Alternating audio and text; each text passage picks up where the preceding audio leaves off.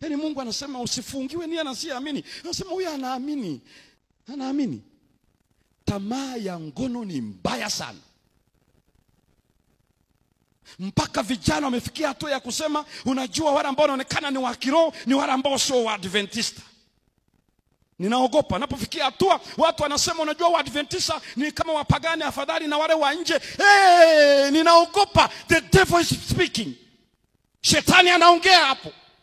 Nisikizeni vijana, usisikie mtu yeyote anaye put down Seventh Day Adventist na kuinua kwa sio Adventista. The devil is speaking. Huyo anatutia moyo kukanyaga neno la Mungu. Tulikuwa tunasikiliza zamani wa huko nje wanaosema unajua waaminifu ni wale wa madhehebu wa dini zingine, dini ya Ukristo, wako hivi na vile. Nikafikiri itaishia kule bwana. Siku hizi wako wengine kabisa wanasimama kwenye mimbari hapa.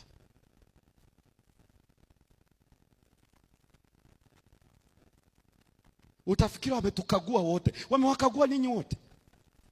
Yeye amejua wawili watatu ambao wamebetray trust. Halafu anataka kufanya vijana wake Adventista wote ni wahovyo, afadhali wapagani. Huyo mtu huyo.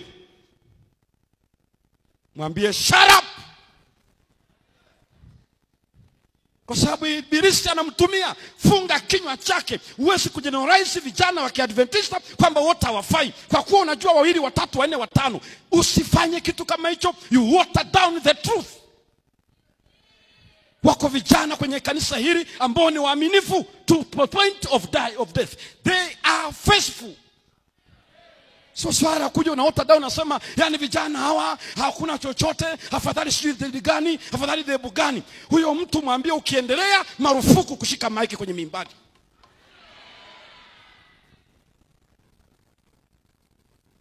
Hata ishia pale. Ataendelea kusema kanisa hili limeuzwa, kanisa hili ni Babeli, kanisa hili Laodikia. Hili kanisa sio Babylon church and it is not Laodicean church. Kwa sababu Laodiceans, they are neither hot nor what? Cold. Hii kanisa linaitwa the remnant church. According to Revelation 12:17, ambao wana keep the 10 commandments and they have faith, the testimony of Jesus. As a church is a remnant.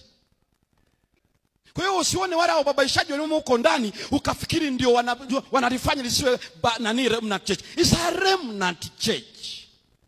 Hiyo ndio ahadi ya 13 tunao hapa. Je, waamini ya kwamba kanisa la Adventista wa Sabato ni kanisa la unabii wa Biblia la waliosalia? Na wewe watamani kuwa miongoni mwa kanisa hili, ujiunge katika ushirika na kanisa hili mahalia? Yes, I believe. Yes, I agree.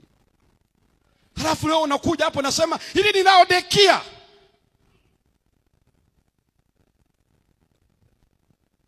Ndio maana niliwaambia acheni na wanaosema eti ni reformers. Hao ni fake reformers. Hata kama wananukuu baadhi ya wanasema ni watu wa kiroho, wanamjua Elijah White. They are really foolish.